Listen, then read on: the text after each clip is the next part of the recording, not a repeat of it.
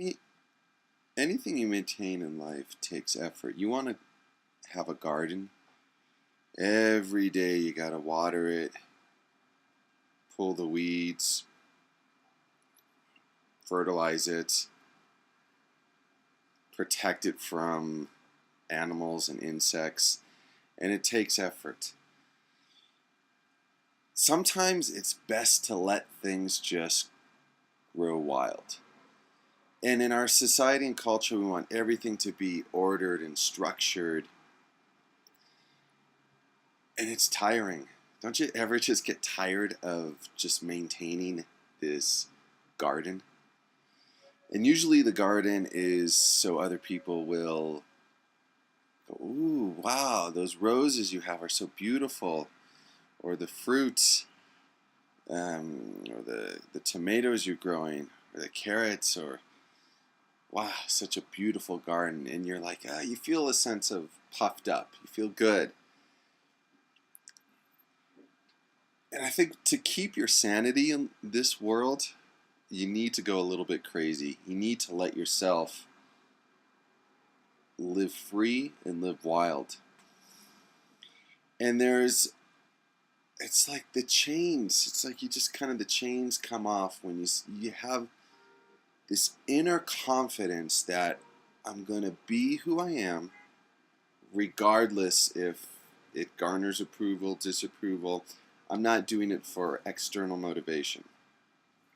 Now, this seems scary for most people, but it's what's most liberating. I always think that, some of the people in history, some of the geniuses that were considered mad and social outcasts and had just habits that people thought were bizarre. And I always thought some of their genius was pulled from not caring what other people thought. They were so,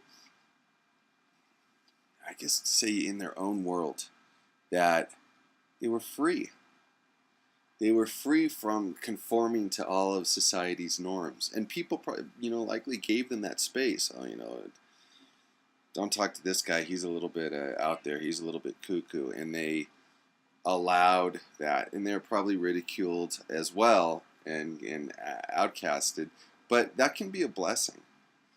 It's like we don't even realize the whole thing, and one of the main purposes of the videos is to help us awaken to our internal programming. It's just like a computer program. We have all these viruses that are running, the spyware viruses, and all these things running within us to harness our energy. And we don't even question, well, is this something that's beneficial for myself? Do I want to continue with this belief or value system that guides my life? And that's why people love to get drunk. People love to do drugs. People love to escape or have an out for their behavior. Now, that's not the way. It's a very poor substitute for really truly having that inner freedom. How do you do that? Well, what does one do? The first area is approval. When you just start,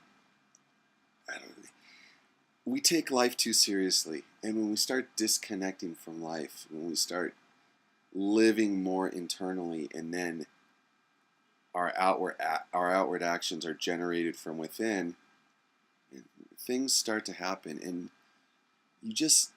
you see life for the illusion that it is. You're like this person sitting on the edge of a river. I've heard Indian guru use this analogy, and you're watching all the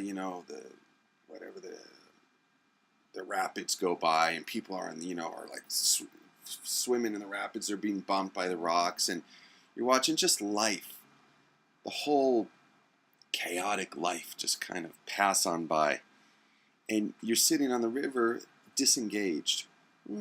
That's nice. Interesting. That's not nice. And you're not caught up in it.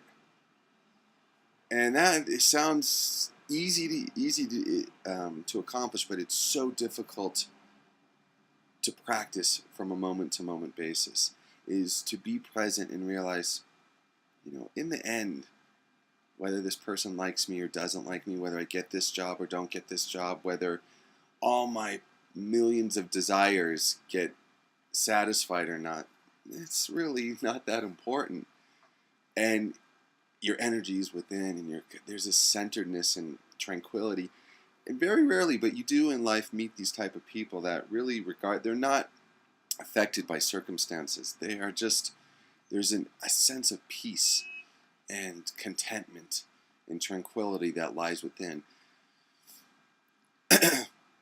And to bring out our true creativity, our true personality, you have to go a little crazy in what is considered crazy by society or by the rest of the herd. And when you allow that space, you just start growing, man. Your spirituality just starts manifesting. And even I see this even in spiritual circles, because when I go to meditation groups, groups that will discuss enlightenment or higher spirituality, there's this sense of conformity and need for approval and conditions that need to be satisfied that we bring to those situations. So we don't embrace this wildness or this craziness or this authenticity. We're very nice and we're very sweet and we're very polite and everything's love. Oh, how are you? And it's this, it just takes so much away from who we are to keep up false pretenses, to wear all these masks. And we don't realize we do it because wearing the mask is such an effective way to take the path of least resistance from a very young age. And at a very young age, you realize you either conform or you encounter a lot of resistance. And we just automatically choose to conform without properly weighing the cost. Yeah, I'm going to conform, but at what price? It's easier. And oftentimes the things that are the easiest are the least rewarding. And when we just let go, because we have that internal control within ourselves. And when we, kind of just say, you know what, garden, I'm going to let you grow wild. And if you just notice in our society, everything from the way the streets are all perpendicular and organized and everything's structured. Everything's, from schooling to everything is designed to create a good little robot. And it's just this, this narrow path that we've been given and say, oh, you're free because you can walk along this narrow path. But yeah, but I can't move too far to my left and I can't move too far to the right. Oh, no. You're right, you can't, because if you do, you get that, you get kind of scolded. And it takes practice, it takes discipline, and it takes spending time with yourself to learn who you are and then have the courage to be true to that.